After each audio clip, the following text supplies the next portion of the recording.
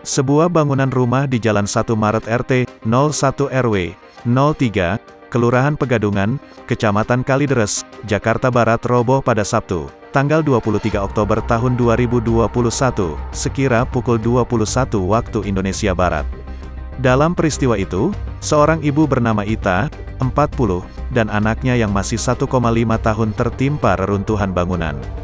Nyai tetangga korban menceritakan, awalnya ia sedang berada di dalam rumah tiba-tiba mendengar suara seperti ledakan. Kemudian ia keluar rumah dan melihat di samping kiri rumahnya bangunan rumah Ita sudah roboh. Warga terus pada berdatangan tuh buat nyelamatin ibu dan anak yang tertimbun runtuhan bangunan. Kata Nyai, Minggu, tanggal 24 Oktober tahun 2021 pagi.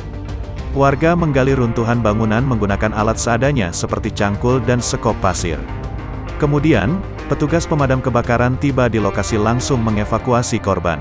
Pertama anaknya dulu tuh dibawa lari sama petugas, karena yang diutamain anak kecilnya dulu, jelas dia. Tidak lama setelah bocah tersebut, petugas damkar mengevakuasi ibunya sambil berlari karena masih ada denyut nadi. Tapi dalam perjalanan ke Rumah Sakit Umum Daerah, RSUD, Kalideres, kedua korban tidak bisa diselamatkan.